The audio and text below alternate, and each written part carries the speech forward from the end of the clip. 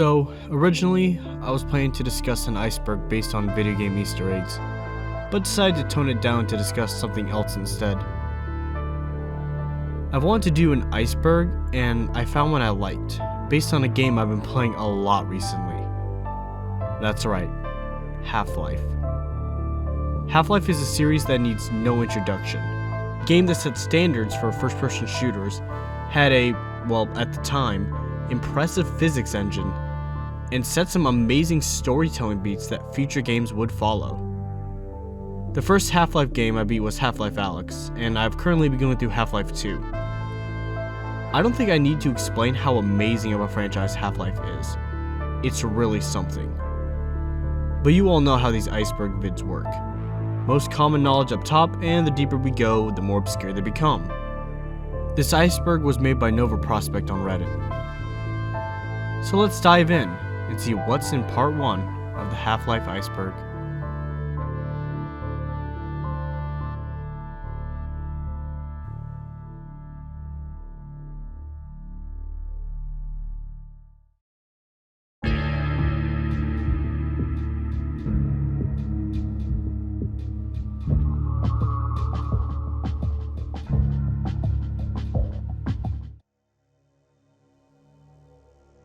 LAMBDA locator. This really just discusses the main symbol of the series, which represents a radioactive decay constant that is used in the Half-Life equation. Hidden G-Man appearances. This talks about the many different appearances of the G-Man in Half-Life 2, as throughout your playthrough of the game you can see him in the distance, almost as if he's watching your progress throughout the game. Universal Union. The Universal Union is all the planets that are under Combine control. These planets include Earth, the Combine overworld, and many more. Raising the bar. From my research, this can actually refer to a couple things. One is a mod for Half-Life 2 that goes by the name Raising the Bar. The mod contains a revitalized combat system featuring old arsenals made new again, with added features to raise the bar in gameplay. The second is a book by the same name. It is a book that shows insight into the making of Half-Life 2, with lots of sketches and even alpha information on Half-Life 1. I don't think I'll be picking it up anytime soon, however. Stalkers.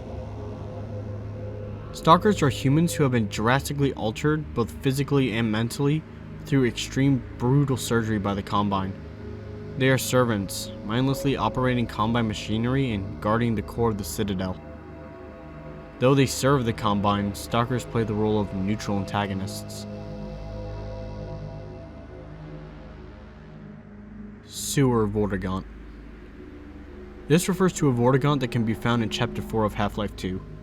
The VORTIGAUNT in question is shown roasting a fast head crab over an open fire while chanting, eventually pausing to hack and wheeze for a moment. When triggering him with the use key, the player may hear many cryptic statements pertaining to the Black Mesa incident, Zen, the G-Man, the Nihilith, and Gordon's deep connection to the Vortigaunts, among other topics. However, given enough prompting by the player, he appears to say every possible Vortigaunt sentence spoken by the other Vortigaunts in Half-Life 2. Crossbow bolts are actually superheated. This is referring to the fact that crossbow bolts shoot out red-hot bolts of steel rebar. It is constructed by resistant fighters from the scavenged junk and debris that litter SETI-17 and its surrounding environments.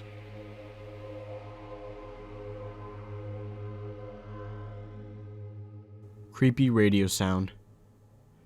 This talks about a disturbing sound that you can hear as you play throughout the game.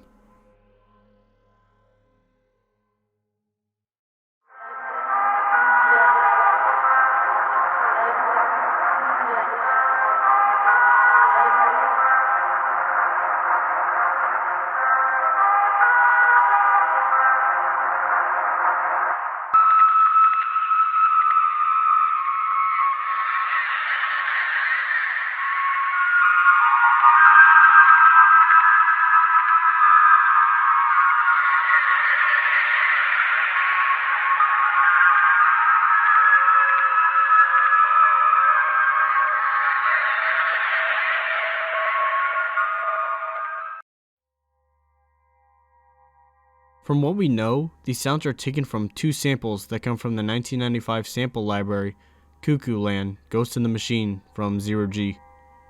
It is also believed that if the radio is played backwards, one can slightly hear a woman saying, "Gordon, can you hear me? Gordon, can you hear me?"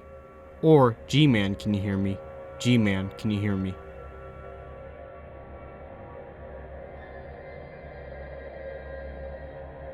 Reproductive suppression field.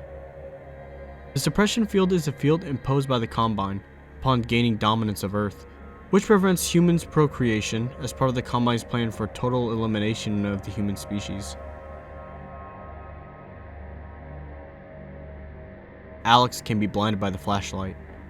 All this is discussing is the fact that during Half-Life 2, by using the flashlight on Alex, she will become blinded for a little bit.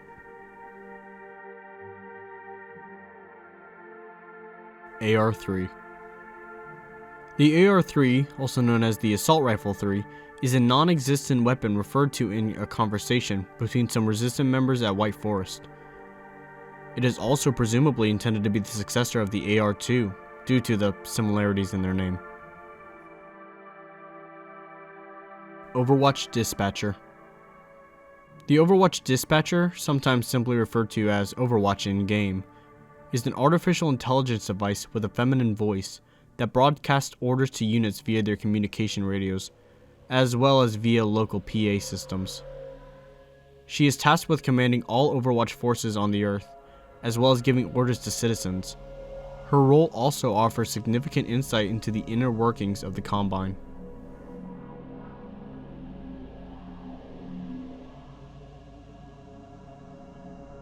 MOSSMEN Black Mesa East Transmission. So I did my best to find this. I believe that this is referring to the fact that during Freeman and Alex Vance's insurgent into Nova Prospekt, they observed the transmission between MOSSMEN and Breen, revealing her betrayal. They successfully trapped MOSSMEN in her engineering lab before confronting her with the evidence of her betrayal.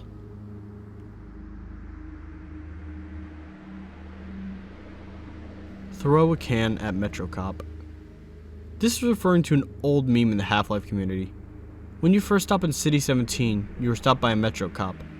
The Metro Cop will then knock a can off a trash can and tells you to pick it up and put it back in the trash can. The meme spawned from the fact that if you instead choose to throw it at the Metro Cop, he will attack you.